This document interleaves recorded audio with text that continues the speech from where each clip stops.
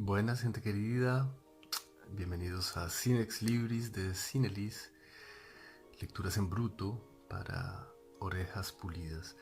Porque 15 minutos al año no hacen daño y al día son poesía. Bueno, hoy vamos a continuar con el cursillo de mitología de Argos.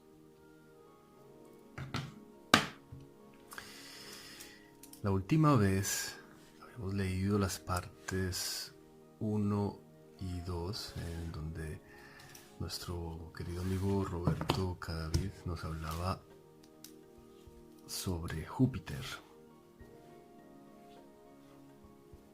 en bruto. Nos hablaba sobre Júpiter, sobre los orígenes de Júpiter. Y bueno, yo les había dicho que íbamos a conocer un poquito más sobre el autor. Bueno, pues vamos a leer lo que dice por aquí en la contraportada del libro.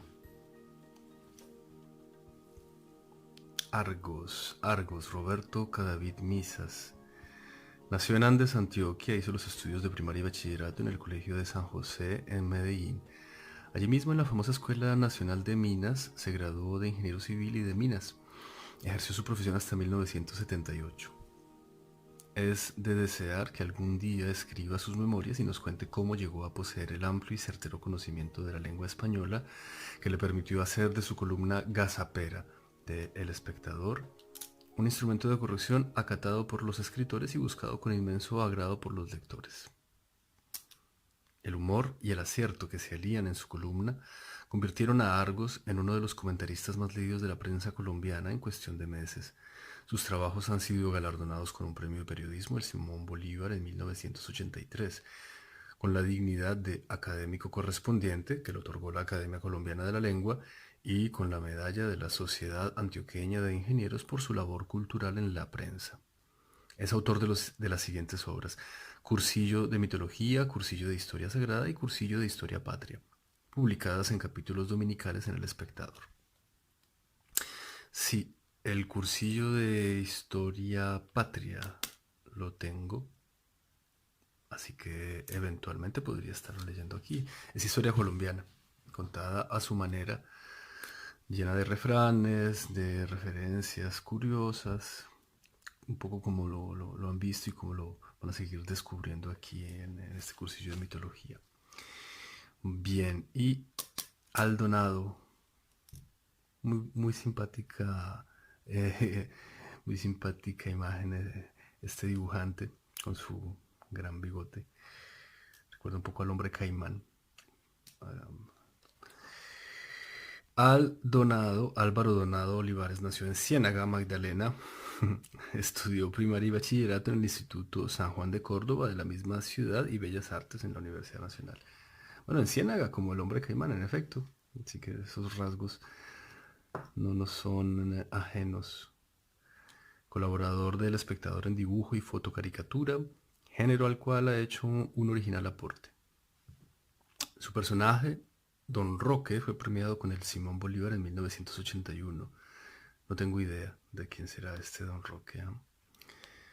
En 1982 recibió el premio S.I.P. Mergenthaler en Chicago, Estados Unidos de América, por su colaboración en una campaña didáctica sobre el nuevo Código Penal colombiano. Bueno, en 1984 recibió el premio del Círculo de Periodistas de Bogotá por sus fotocaricaturas. Primera edición 1983, segunda edición 1984. En efecto, esta edición data entonces debe datar de 1984.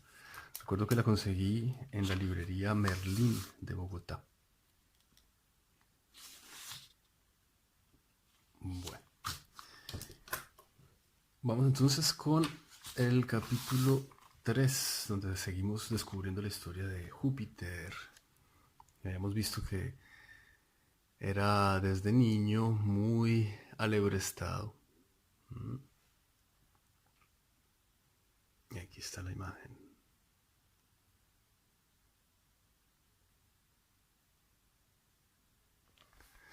Júpiter.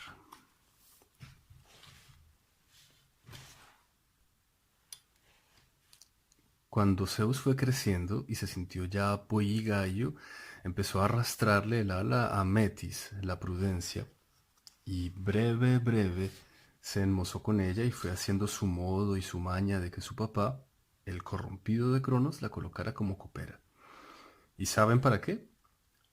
Para que ella le diera al viejo un menjurje que sabía preparar, a ver si vomitaba a sus hermanitos que se los había tragado. Y así fue. No bien probó el brebaje, le fueron entrando unas ansias espantosas, y lo primero que arrojó fue la piedra, ¿se acuerdan? La que le dio Rea para engañarlo haciéndole creer que era Seitus recién nacido. De ahí como que viene el dicho de sacar la piedra. Y detrás fueron saliendo los 5 hermanos de Zeus que tenía el viejo en la barriga y que estaban vivos y ya criados.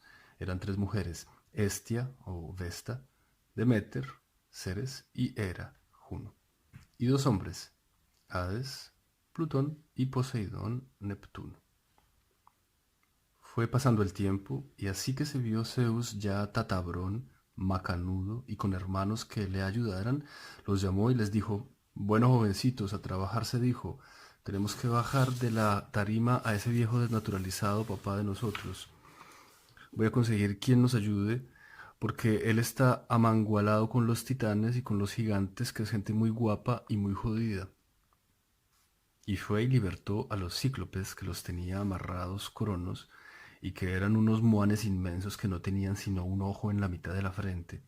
Mejor dicho, para pelear serían muy buenos, pero para cazar gazapos no tenían oficio. También soltó a los hecatonquiros, que no tenían sino de a 100 brazos cada uno. ¿Qué tal parraponeros? Resulta que los cíclopes eran los Krupp de ese tiempo, unos famosos fabricantes de armas que en un 2x3 le forjaron a Zeus el rayo, a Hades un casco magnífico y a Poseidón un tridente. Pero, antes de seguir adelante, les voy a contar la primera perrada del amigo de nosotros. Resulta que Rea, la mamá de él, apenas lo vio como tan poderoso y engrandecido y disparando rayos y centellas a 2 manos, le prohibió que se casara porque de pronto iba y le resultaban los hijos unos guerrilleros de mala clase. ¿Y saben cuál fue el caso que le hizo el sinvergüenza ese a la prohibición? Pues que empezó ahí mismo a perseguirla a ella con malas intenciones.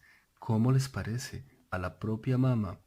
Yo no me explico por qué es que hablan del complejo disque de Edipo, viendo que el de Zeus fue primero. ¿Y qué tuvo que hacer Rea para despistarlo? Pues convertirse en culebra. Pero como él no era ningún bobo, se dio cuenta y ahí mismo fue y se escondió en un rastrojito donde ella no lo viera y se volvió culebro. Y vino y se enredó con ella en una trabazón lo más particular. Y ni pa' qué les digo. Este sí no era como Adán, que se contentó con un mordisquito a una manzana. Este no, este se comió hasta la culebra. Sigamos. Cuando Zeus se vio acompañado de sus hermanos y reforzado por los cíclopes y los hecatonquiros, le declaró a Cronos y a sus titanes y a los gigantes una guerra que duró 10 años, como 3 veces la guerra de los 1000 días. Pero al final la ganaron los hijos y cuando se vieron dueños del patio se repartieron la marrana en esta forma. A Zeus, Júpiter le tocó el Olimpo, que es, como quien dice, el firmamento, y por ahí derecho la tierra. A Poseidón, Neptuno, le correspondió el mar, y a Hades, Plutón, el sótano del mundo, que es donde están los muertos. Una pereza para este. Pero no perdamos de vista a Zeus, que ya va a empezar a dar qué hacer, porque no bien se adueñó de la hacienda se puso a recorrerla, y una tardecita, ya tiñendo la oración, se encontró por allá en una manguita su hermana Hera, que también era de las que se había tragado Cronos, y que estaba ya como mango, muy embarnecida y sintiendo ya cierta rasquiñita que dice que les da en la edad de la sardinés. ¿Y cómo les parece que va llegando el caballerito este lo más de tierno y se le va sentando al lado y empieza a echarle labia y a sobarla lo más hermanadito y lo más querido de él, hasta que se fue alebrestando de tal manera que no se aguantó más y le hizo la propuesta sin más vueltas? Pero más le hubiera valido estar duermes, porque ahí mismo se paró ella hecha una fiera toda digna y le dijo, atrevido, que respetara, y lo volvió para la porra. Pero pongan atención a lo que pasó a los pocos días. Una mañana que estaba haciendo un frío espantoso, estaba la hermosa Hera muy arropada en su pañolón, recostada en la ventana de su aposento, cuando va llegando volando y le cae al pie un pajarito lo más de lindo. El libro dice que era un cuclillo, pero háganse de cuenta un pinche o copetón. Cayó con las alitas en un solo temblor y tiritándole las paticas, pobrecito. Y ahí mismo se agachó ella a recogerlo y se lo metió entre el seno, que aquí entre nos era mucho más amañador que el de Abraham, y empezó a acariciarlo y a sobarle la cabecita y la pechuguita, y cuando menos se dio cuenta era que ya estaba violada, porque el tal pajarito se había vuelto Zeus de un momento a otro. Y es que es muy natural, como ustedes se pueden dar cuenta, él cuclillo y ella en cuclillas, no había de otra. Este señor Argos, definitivamente espero que mis queridas amigas que escuchan esto no se enojen con él. Bueno, y vamos a seguir con Minerva. Aquí estas dos paginitas. Y así concluiremos. Minerva.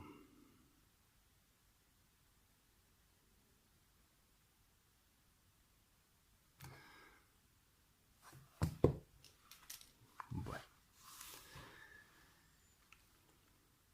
Pero el gustico que tuvo Júpiter haciéndose el cuclillo con Juno en cuclillas le salió por un ojo.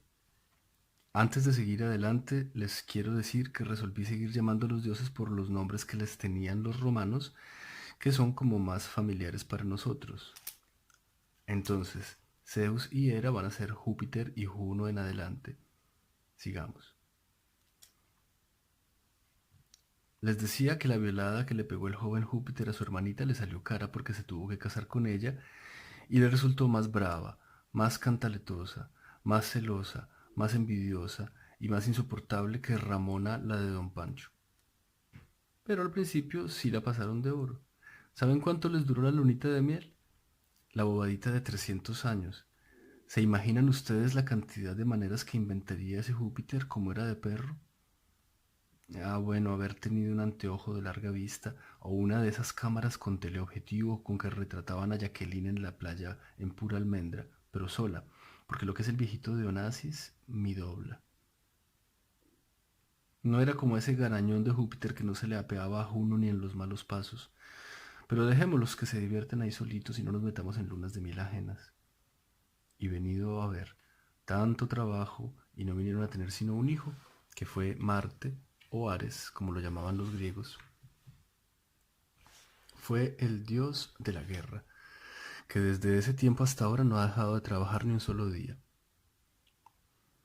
Una cosa que se me olvidaba contarles de la luna de miel, que después de cada talco, para no decir polvorete, que es una palabra como tan fea, se iba ella para una fuente que se llamaba Canato y se llevaba y se lavaba bien lavadita y volvía a quedar doncella.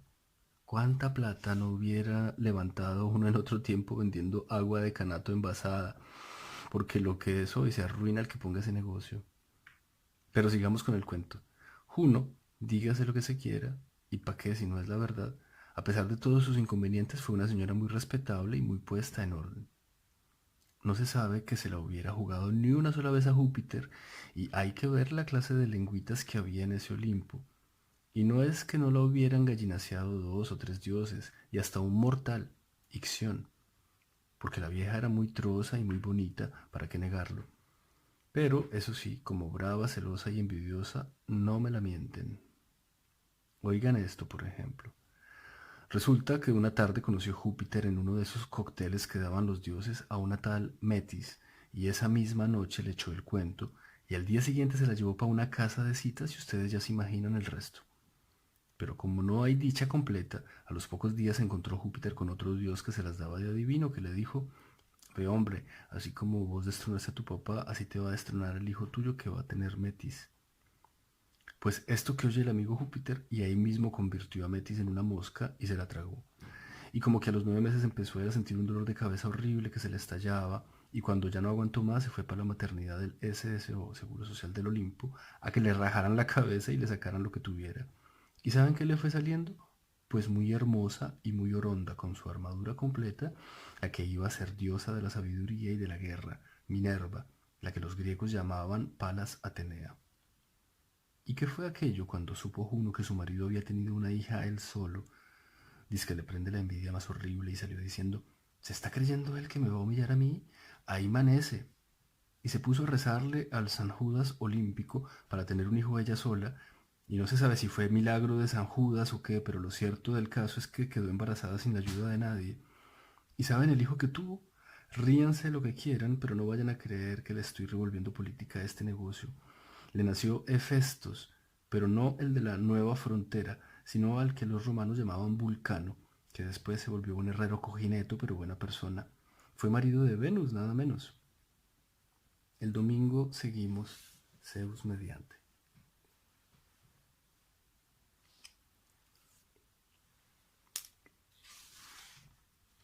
Y bueno, la próxima vez